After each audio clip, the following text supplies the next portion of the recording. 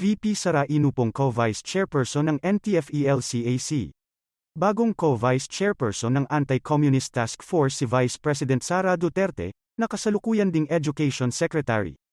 Inanunsyo ni National Security Advisor Eduardo Año ang pagtatalaga kay Duterte bilang top official ng National Task Force to End Local Communist Armed Conflict, NTF-ELCAC.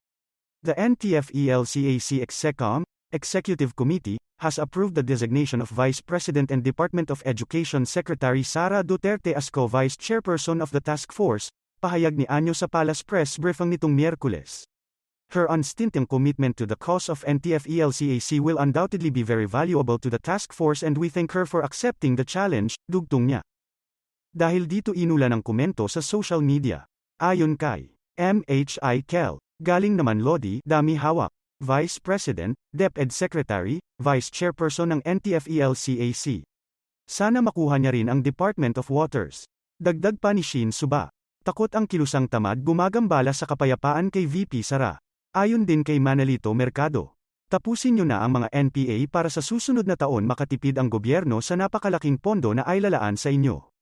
Ayon din kay Jody Ramos. Mabuhay ka Vice President, Department of Education and NTL-CAC. Mabuhay si Sara Duterte Carpio. Mabuhay ang Pilipinas. Ayon din kay Douglas Luna. Time to have peace in this motherland. First outside the governance, next is inside the bureaucracy. Thank you, VP Sara. Anong ginagawa ng ating Dole? Pagpupunta po ako sa Dole, Band-Aid solution. Action na ng Dole. And then what? Wala nang follow-up. So dapat may monitoring. Kung ano man po yung pag-usapan natin dito at nagkaroon tayo ng batas, increase, salary increase sa minimum wage, dapat po yung Dole at iba pang ahensya nating gobyerno magtulungan para ma-implement po, maibigay yung narapat para sa ating mga manggagawa. Anong ginagawa ng National Wages Commission? Dapat every year, i-review, regardless kahit na nagkaroon ng increase, dapat after 1 year, reviewin. Kung tama ba yan, makabulan pa rin ba yan, kasi tumutugma pa rin ba yan sa inflation? Yun po yun eh. Isa pa, DTI. Tataas nga po yung sweldo ng mga manggagawa. Let me give my opening statement. Mental health is very important to address, just like any other health concern. It is an important part of our well-being. Sadly, mental health stigma continues to exist in our society, with many failing to recognize its signs and symptoms, especially among the youth. Palagi itong iniiwasan na pag-usapan dahil kadalasan nahihiya sila sa posibilidad na ma-discriminate sila ng tao. Umpisa pa lang ng pandemya, marami na pong naiulat na nakaka-experience ng depression dahil marami ang talagang naapektuhan. Nawalan ng kabuhayan o nawalan ng mahal sa buhay. The COVID-19 pandemic has also put the Filipino youth's mental health and well-being under immense strain. It was reported that according to the Department of Education, a total of 404 learners from public schools committed suicide in 2021 and 2,147 learners attempted suicide. Hanggang ngayon, maraming napapabalitaang nag-suicide o sumubok na mag-suicide sa mga paaralan. Nakakabahala po ito, lalo na sa mga kabataan na kung tutusin, napakarami na dapat na oportunidad sa buhay. Former President Rodrigo Duterte has earlier signed Republic Act 11036, or the Philippine Mental Health Act, which was sponsored and principally authored by our good colleague, Senator Risa Hontiveros in the 17th Congress. The law establishes a national mental health policy directed towards improving the health of the population. The said law also underscores the right of all Filipinos to mental health care. Specifically, it aims to provide mental health services at the barangay level and integrate mental health and wellness programs at the grassroots level so that interventions will be felt by the communities. It also seeks to improve mental health facilities and promote mental health education in schools and workplaces. It is, however, apparent that there are issues in the implementation of the remarkable law. I also want to particularly bring to our attention the observations of Senator Rafi Tulfo during his surprise ocular inspection at the National Center for Mental Health.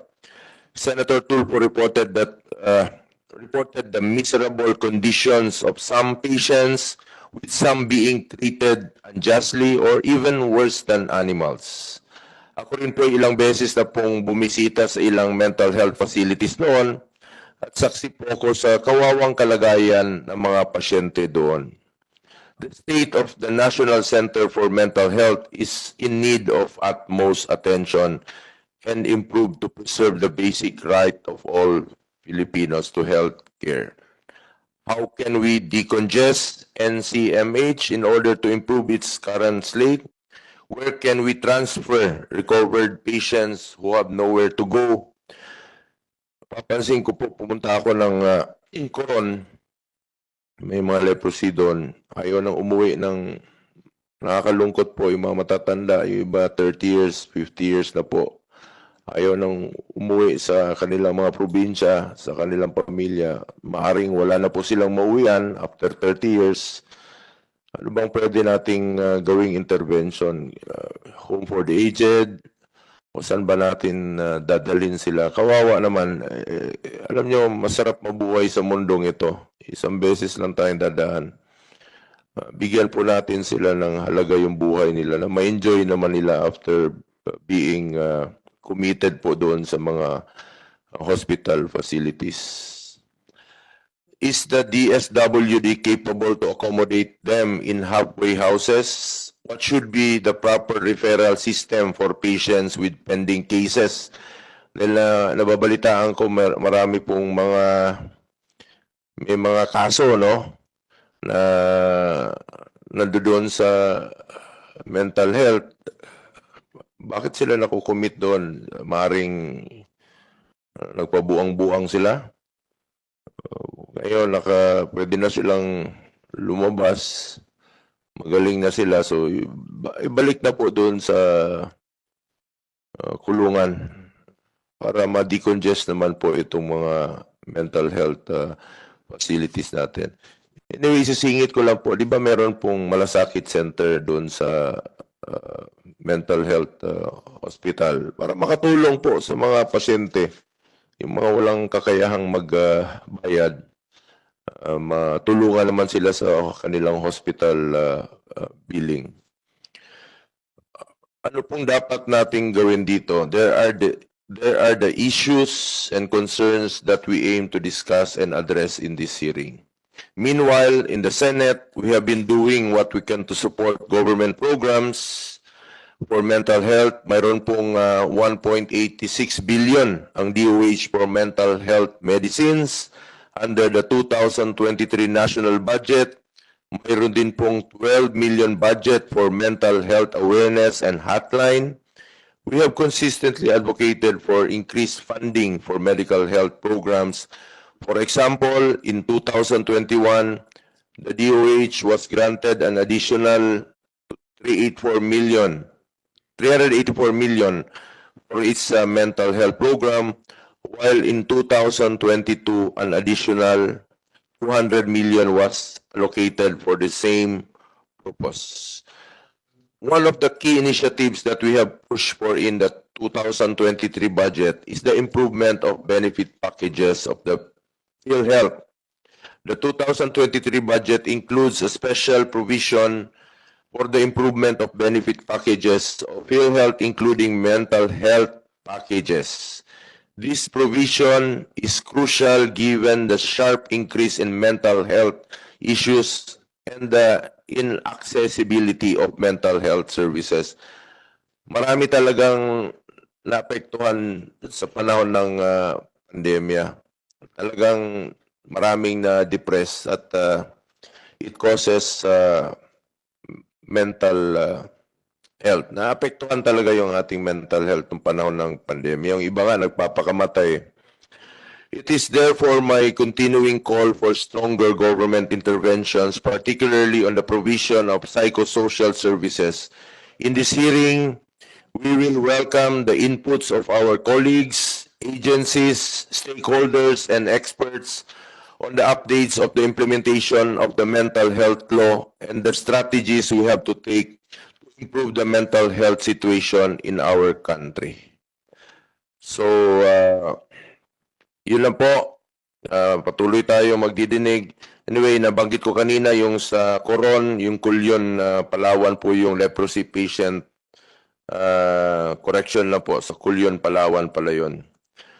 Yun yung sinasabi kong napakarami pong mga pasyente na 30 years, 50 years na po, yung iba taga Mindanao, ayaw na pong umuwi sa Mindanao dahil wala na silang mauwian. Wala na yung pamilya nila o maaaring hindi na sila welcome dun sa pamilya nila. Yun po ang dapat nating i-address.